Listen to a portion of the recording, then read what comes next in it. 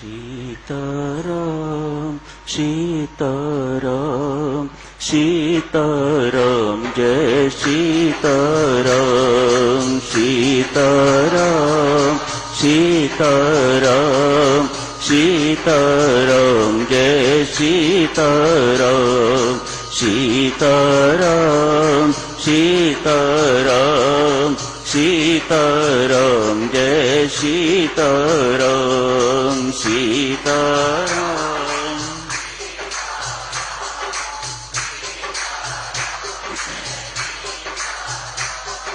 सीताराम सीताराम सीताराम जय सीताराम सीताराम सीताराम सीताराम जय सीताराम सीताराम सीताराम सीताराम जय सीताराम सीताराम सीताराम सीताराम जय सीताराम सीताराम सीताराम सीताराम जय सीताराम सीताराम सीताराम सीताराम जय सीताराम सीताराम सीताराम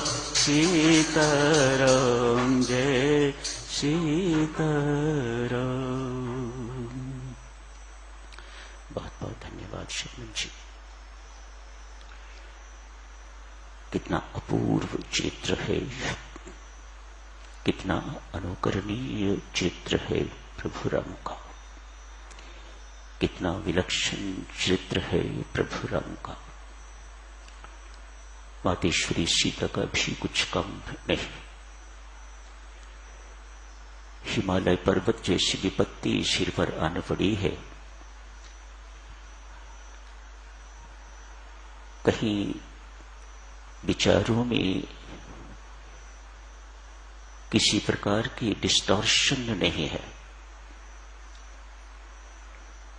कितना बैलेंस्ड मन है प्रभु राम का, कितनी बैलेंस्ड थिंकिंग है मां सीता की। ये चीजें इतना आदर्श हमारे सामने प्रस्तुत करती हैं, युगों युगांतरों तक अनुकरणीय रहेंगी। आंख बंद करके पढ़ते हैं, कान बंद करके सुनते हैं, तो जैसे हैं वैसे के वैसे ही रहेंगे। खुली आंख पढ़ते हैं, खुले दिमाग पढ़ते हैं, खुले कानों सुनते हैं, तो प्रभु राम का चरित्र, मातेश्वरी सीता का चरित्र अति अनुकरणीय दिखाई पड़ता है। जय जयकार उनकी करने को मन करता है। वाह राम, वाह मां सीता। ध्यान दे देवियों सज्जनों, बेशक हम उन्हें भगवान का स्थान, परमेश्वर का स्थान, पर ब्रह्म परमात्मा का स्थान देते, मां सीता को जगजननी का स्थान देते हैं, मानते भी हैं, पूछते भी हैं। लेकिन श्री रामायण जी में उन्होंने एक मानव की भूमिका निभाई है। जो कोई मानव ऐसी भूमिका निभा के दिखाए वह ब्रह्म कहलाने योग्य। कल आप जी ने पढ़ा होगा, राजा दशरथ ने, मां कैकेयी ने राज्याभिषेक की जगह वन में जाने की आज्ञा दी। सब कुछ उलट हो गया। हर्ष उल्लास मातम में बदल गया।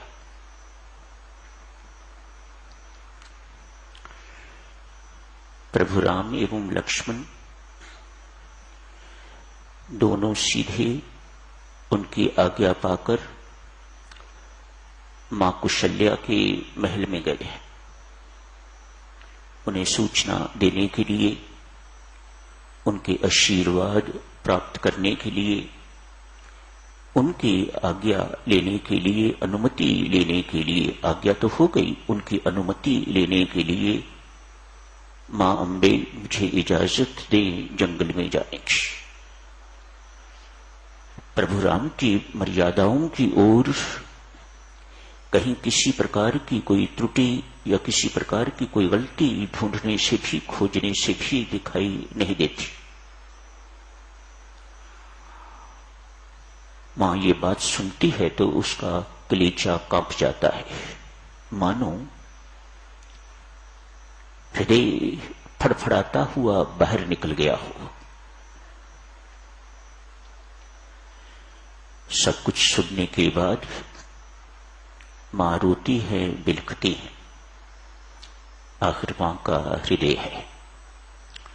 बेशक ज्ञान की प्रतीक है, लेकिन जहां अपनों की बात आती है देवियों सज्जनों, ज्ञान में यही कमी है कि ज्ञान उस वक्त हवा हो जाता है। औरों के लिए तो ज्ञान ज्ञान है, उपदेश देने के लिए तो ज्ञान है,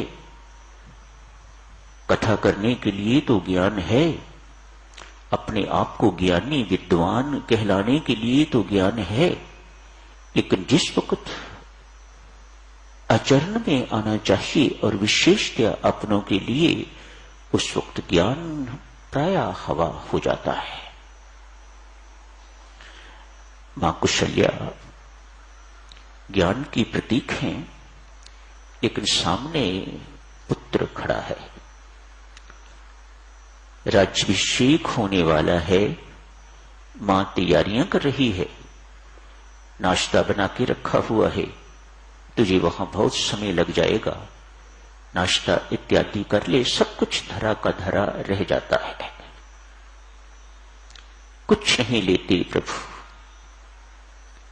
मुझे जंगल जाना है, जो वहां खाने को मिलेगा वही खाना है, ये भोजन मैंने बहुत किए हैं, बस पिताश्री की आज्ञा है, मां कैकेयी की आज्ञा है, मुझे इस आज्ञा का पालन करना है। बिलखती मां को देख के तो लक्ष्मण रुष्ट होते हैं, क्रुद्ध होते हैं। बड़ी मां, जो राम का अधिकार छीनेगा मैं उसके प्राण छीन लूंगा। अब राम को कहो राज्याभिषेक की तैयारी करे, मैं हूं ना।